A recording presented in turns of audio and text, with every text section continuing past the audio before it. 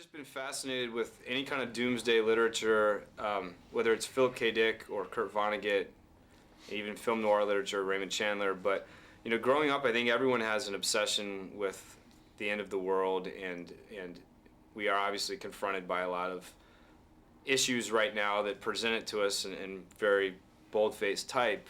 You read the paper every day, so I think it's on the tip of everyone's tongue, and I think it seems like worthy of discussion right now. And I guess I wanted to get this film out of my system, A, before I got too old, and B, before the world actually does end and it's too late to make it.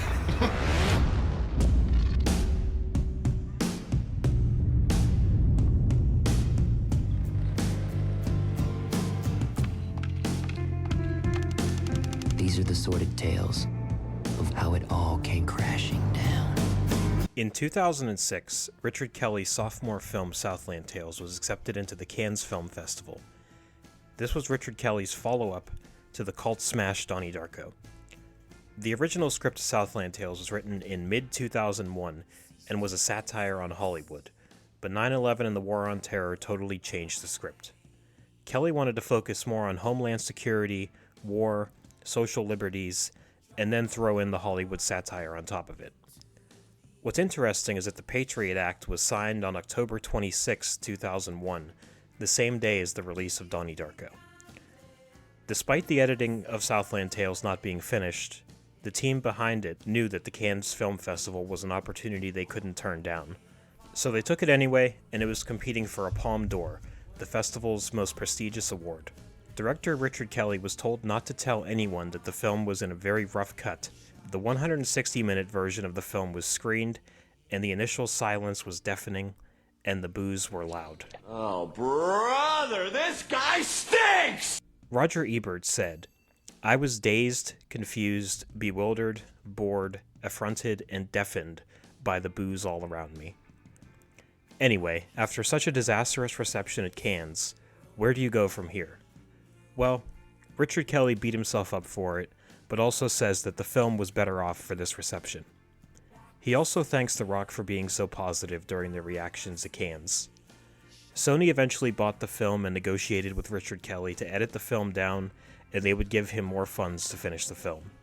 The 160 minutes was cut down to 145 minutes, and college film students were brought in to help finish the film's visual effects. The Southland Tales team was determined to get this done, but one of the biggest flaws with Southland Tales at the time was the lack of explanation. Why is the world like this? Why does The Rock have amnesia? Why does Justin Timberlake have a scar on his face? What is fluid karma? Well, as we covered already, a lot of those answers come in the form of a 3-issue graphic novel series that covers chapters 1 through 3 of this series. But at the time, the audience at Cannes didn't have those answers, and the 160-minute version of the film didn't have an information dump that was eventually added to the theatrical release. That's one thing I admire about Richard Kelly, but unfortunately it's probably not the best for him. He's ambitious, and probably too ambitious for his own good. While massive edits were being made to the film, he was hard at work on making the 3 graphic novels too, and he said it pushed him to the edge of his own sanity. And in November 2007, a year and a half after the disastrous Cannes premiere, Southland Tales was released to the public. And by public, I mean 63 theaters in America. The film, with a $17 million budget, made just $375,000 at the box office. It was a monumental flop. However, Richard Kelly still thinks it's his best work, and I agree with him. One critic claimed that Kelly is too angry to find any of the film funny. Another said Kelly aims too high and must have shot off his own ear, which is the only way to account for the dialogue. Others claimed that it had something to say, but it lacked direction. However, one review stuck out to me, and that was from Manoa Dargis, who said, "Kelly doesn't make it easy to love his new film, which turns and twists and at times threatens to disappear down the rabbit hole of its own obsessions. Happily, it never does, which allows you to share in its unabashed joy in filmmaking as well as his fury about the times." So what exactly is this film that requires you to read 3 graphic novels to understand it? Well, let's begin with Southland Tales, Chapter 4, Temptation Waits.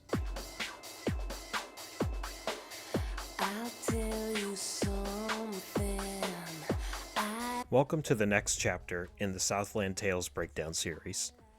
We have reached Chapter 4, which is the first chapter of the film. No more questionable artworks, we now know who everybody is.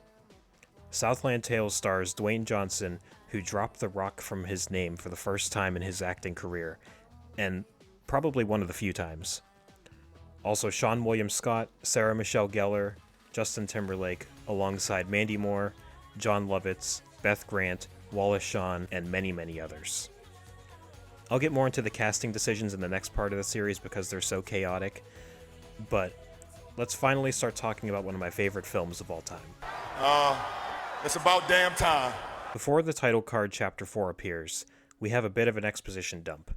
We see the bombing in Texas, which was actually filmed in Richard Kelly's grandmother's home. It is July 4th, 2005, and Texas is hit by a nuclear bomb.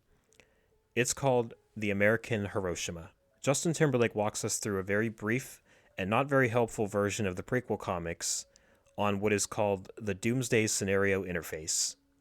Also, Justin Timberlake's narration was changed to a much more serious tone as opposed to the comedic tone that was used in the Cannes screening. So check out the first 3 chapters if you want an in-depth breakdown of chapters 1 through 3, but we'll pick up where chapter 3 ended, with Boxer Santeros lying on the beach. And Temptation Waits begins. An explosion wakes up Boxer, and we overhear a news report saying that Pilot Abilene, who is played by Justin Timberlake, was struck with shrapnel from a grenade that was thrown by his own unit. Pilot Abilene is reading the Bible, and he says that he is going to tell us the story of Boxer Santeros, so I'm pretty much going to take his job. But the verse he's reading is Revelations 1:3, and it says, "Blessed he who reads, and they who hear the words of this prophecy," which is fitting for him to read because he is the one narrating and the audience is the one listening. This is the way the world ends. Not with a whimper, but with a bang. We open up Chapter 4 with citizens protesting outside the new US Ident facility in California, and apparently, US Ident kills puppies. Cyberspace was placed under federal control. There's a chart that shows more information on US Ident and the different parts of the government that are in control of things. Republican president candidate Bobby Frost and his wife are unveiling the new US Ident facility in the Southland. It is UPU 5, which if you look at the chart is the most classified facility and is for the director's eyes only. Also, US Ident employees are seemingly required to wear see-through shirts for some reason. We're still in the exposition part of the film, so we catch up with Boxer and Krista. Pilot Abilene tells us that they wrote a screenplay that foretold the world's destruction. But as we know from the graphic novel, Krista wrote it solo and convinced Boxer that he wrote it. That makes sense to me. Then, Pilot explains to us what fluid karma is, which is a fuel alternative that is explained thoroughly in the graphic novels. Baron von Westphalen and his staff are being interviewed by Dr. Linda Lau. His staff is stubbornly hiding all of the details about how fluid karma works, and is just explained as quantum entanglement. They also won't explain the transport mechanism no matter how much they're pushed to. Fortunio Balducci is watching The Mess on TV and switches channels on US Ident television. Kristen now hosts a talk show with her friends, and they talk about the hot topics including abortion, terrorism, quantum teleportation, teen horniness, and war. This is a nice way to throw in how things like quantum teleportation are so normal in this world. But on the show they're talking about how violence and porn shouldn't mix. Fortunio mocks Krista about how she thinks her talk show is a feminist empowerment show. And her response to him and her haters is pretty much that they're just jealous, because deep down everybody wishes they were a porn star, and that we're a bisexual nation in denial because of the Pilgrims showing up and breaking up the American and indie orgy of freedom. Which I don't think is historically accurate, but anyway. Boxer's suspicions continue to grow, and he thinks that Krista has been lying to him. She insists that she's protecting him from people who want to destroy him. Later on, Krista has a meeting with adult film director Cindy Pinzicki, who is also a member of the neo-Marxist movement. Krista goes into detail about using the name now. She says it's not about next week, not tomorrow. If you want to fuck her, you can fuck her now. Between the Now show, the energy drink, and other things, Krista is very ambitious, and she admits to Cindy that she is sleeping with a very large and important man, Maybe she means large in more ways than one. In the search for Boxer, Nana Mae Frost, Boxer's mother-in-law, and US Ident have come to the conclusion that he went missing at the charity event that I talked about in Book 3. Somebody stole one of the prototype Trier SUVs from a warehouse and crossed the state border. Surveillance from someone from the neo-Marxist movement shows that Boxer was on the beach on June 27, 2008. It's just a dark figure, so I'm not sure how anyone would even be able to know that it's him, but I guess it looks like The Rock just as much as the artwork in the graphic novels. Anyway, this was the last time anyone has seen him, except in satellite pictures that show the Trier SUV caught on fire, and a charred body was recovered. Baron von Westphalen has retrieved the body, but it has yet to be identified. We transition to Venice Beach, home of the neo-Marxist underground, the disciples of Karl Marx. Cindy and Terry are arranging severed fingers that they plan to sell and use to rig an election. They're using their own form of surveillance called USI Death to watch the beach house where Fortunio, Boxer, and Krista are staying. Krista has tipped Cindy when they had lunch a few moments ago. Krista promised them a marriage killer and an election killer. A neat thing to notice are the mechanical balls that are used for the fluid karma. They're just kind of sitting in the background. Revelation 6:8. And behold, a pale horse, and his name that sat on him was Death. Zora Carmichaels, another neo-Marxist, is buying weapons out of the back of an ice cream truck from Walter Mung. She's purchasing 9mm blanks, which will come into play later. She writes a check, but Walter does not accept checks. He kicks her out and calls her a Cro-Magnon bitch, which is an insult I'd never heard before. Cro-Magnon is an early form of Homo sapiens, by the way, so I guess it's like a caveman joke. But she responds by attacking him and stealing the blanks. We transition back to Dr. Linda Lau interviewing the Trier employees, and she starts asking them about how the soldiers were experimented on and had fluid karma injected in them. Pilot Abilene is quoted saying, "We were guinea pigs. It was my ticket home, and I regret nothing." Dion and Dream, who are leaders of the neo-Marxist movement, are watching this along with Zora, who is huffing an aerosol can. Ronald Tavener, played by Sean William Scott, is in the bathroom. He's staring at his reflection in the mirror, only his reflection is delayed. I'm trying to make sense as to why his reflection doesn't match, but I'm kind of stumped. In Book 2, Boxer is able to talk to a man in the mirror named Rick, who died but he doesn't know it, and it explains bleeders. Natural bleeders are people who are naturally high off fluid karma and exist in the past but can see the future. Chemical bleeders are people who take fluid karma themselves and they can see backwards in time. If you take too much fluid karma, you can exist in the past and the future.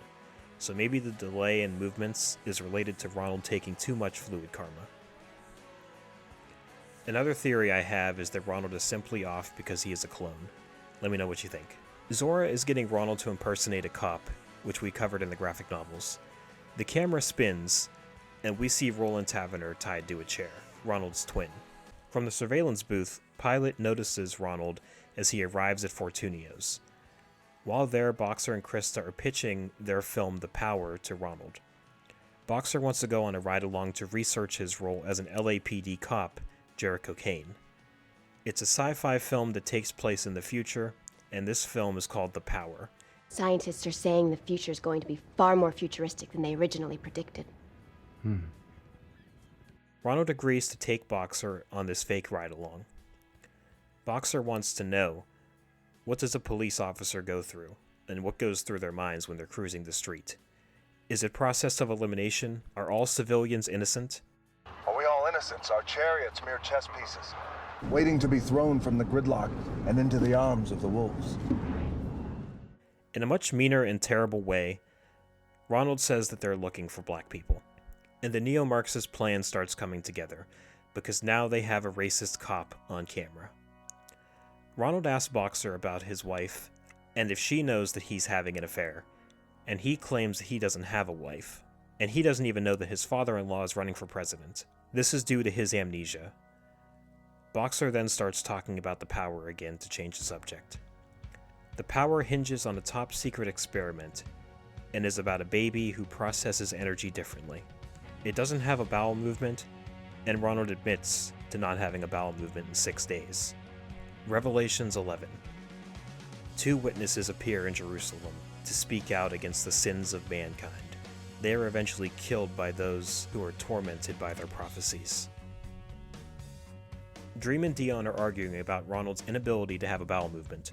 Dream goes as far to say that since it's not in the Bible that you have to go to the bathroom, then it's okay. Kenny arrives at the compound and his job is to watch Roland Taverner. Dion orders him to inject Roland with fluid karma if he wakes up. As we covered in the books, Kenny Chan works for US Ident, but the neo-Marxists recruited him. But his co-worker, Starla von Luft, has put a bug on his coat to track him. So Kenny works for US Ident, but was hired by the neo-Marxists to take down US Ident, but US Ident is on to him and they are now tracking him. Also, Starla is a huge fan of Boxer Santeros. On the news, it's being reported that Bobby Frost will bring electricity to Texas before November, and he is also touring the Alternative Fuel Project to combat criticism from environmentalists. And US Ident is now aware that the neo-Marxists are selling severed fingers in an attempt to rig the 2008 election. Bobby Frost picks up Krista's new CD titled Teen Horniness is Not a Crime, and to make matters worse, a source calling themselves Deep Throat 2 have sent them the footage of Boxer and Krista. Then, Deep Throat 2 calls them. It's Cindy, Terry, and Krista using a voice changer.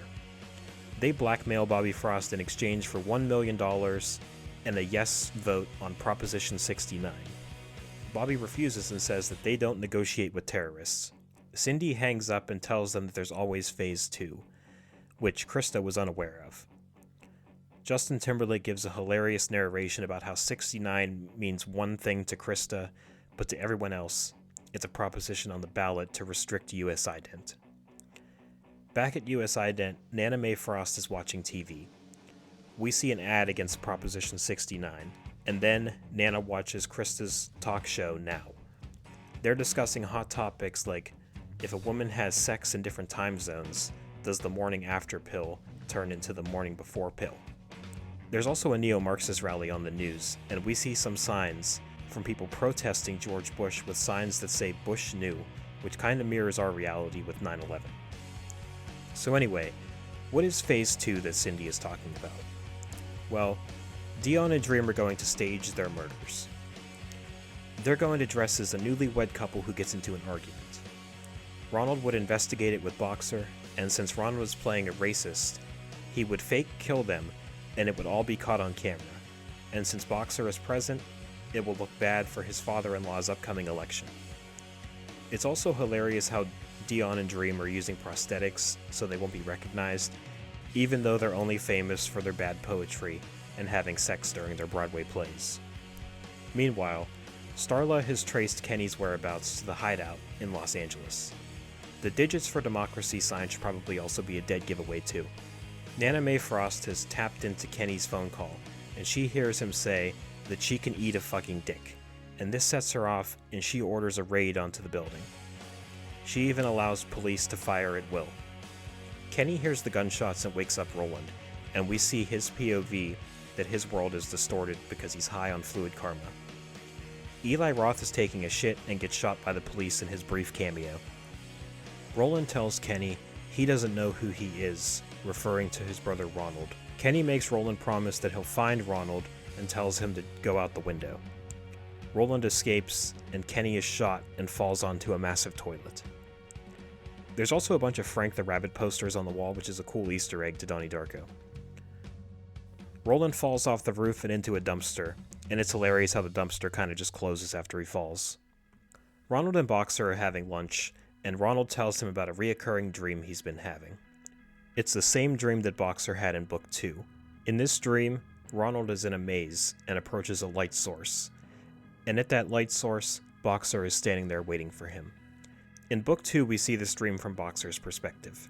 Boxer goes on a monologue and asks Ronald if he ever feels like there's 1,000 people locked inside of him, but it's your memory that keeps them from fighting each other. Maybe in the end, that's all we have. The memory gospel. I feel like there's some things in Southland Tales that aren't meant to have a meaning to it. They're just supposed to feel profound, sort of like a politician. I think this is one of those times. because the dream that Ronald is talking about is meaningful, and then Boxer just spews nonsense. Ronald sees his cousin Jimmy Hermosa and his uncle, Tab Taverner, in the corner, and they call him over. Boxer then sees Serpentine smoking a cigarette across the diner. Boxer follows her into a bookstore called Small World Books. Every book in this store is seemingly related to war, politics, science, and science fiction, which is a nice gauge on the world. Serpentine is with Inga von Westphalen and Dr. Kunstler. Inga is impressed by Boxer and assures him that whatever happens next isn't his fault. They have read The Power, and Boxer angrily takes it from Dr. Kunstler. Boxer asks them how they got the screenplay, but they don't have an answer. They just tell him, this is the way the world ends, not with a whimper, but with a bang. And that is also how Chapter 4 will end. So this chapter of Southland Tales is kind of strange to cover because it tries to explain the graphic novel in much less detail than I already explained it, and this is also the exposition chapter of the film. So it's strange to go from the climax of the ending of the graphic novel to an exposition chapter in the film. But I still love it, and I still think we got some cool expositions on what these characters are up to. This story will forever entertain me, and I just can't get enough of it. One thing that really entertains me about Southland Tales is the cast, which I plan on going over in the next chapter of this series. I'm going to go over how this bizarre cast came to be, and also talk about Chapter 5, Memory Gospel. Anyway, I look forward to hearing your thoughts on Chapter 4, Southland Tales, and I look forward to continuing this journey down the road less traveled.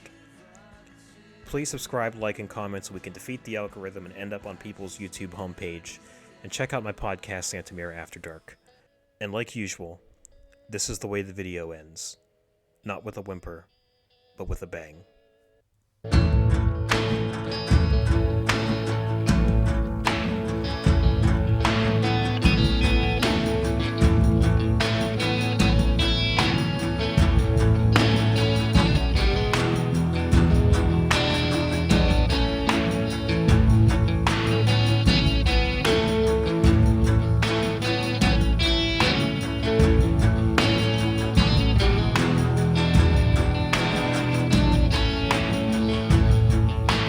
Tangerine